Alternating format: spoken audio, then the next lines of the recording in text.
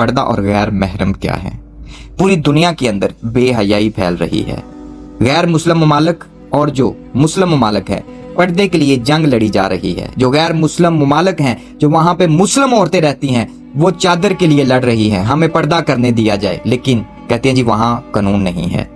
और हमारे पाकिस्तान जो जमहूरिया पाकिस्तान है, वहां पे भी पर्दे पर जंग है। औरतें अपने बहन भाइयों के साथ जंग कर रही हैं, अपने रिश्तेदारों के साथ जंग कर रही हैं। अगर कोई उनको पर्दे के लिए कह दे कि पर्दा करें, तो वो आगे से जवाब दिया जाता है, आंखों में हया होता है।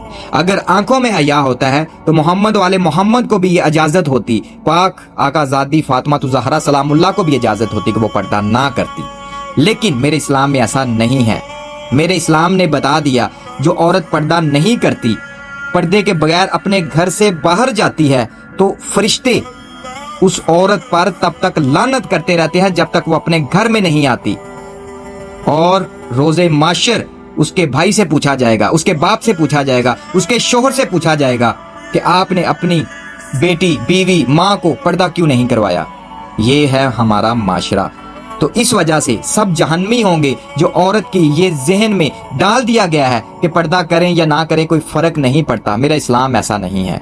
अगर हम इस्लाम में हैं और ला इलाहा इल्लल्लाह मुहम्मद रसूलुल्लाह पढ़ने वाले हैं, तो फिर ये पर्दे के लिए क्यों जंग। तो हमारे माशरे में क्या हो रहा है, हम अपनी जवान बेटियों को लोगों के घरों में भेज देते हैं, जो भी आप चले जाएं, वहां पे 10 दिन 15 दिन रहें, कोई फर्क नहीं पड़ेगा, आपके लिए सब बराबर हैं।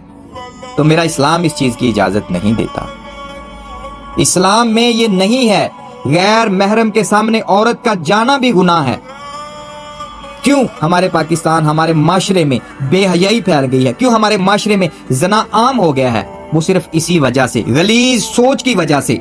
जो औरतों की ऐसी सोच है, कुछ नहीं होता, ये खाला के बेटे हैं, ये चाचू के बेटे हैं, ये मामू के बेटे हैं, जैसे मर्जी उनके सामने सर नंगे जाए, कोई फर्क नहीं पड़ेगा। लेकिन मेरा इस्लाम इस चीज की इजाजत नहीं देता।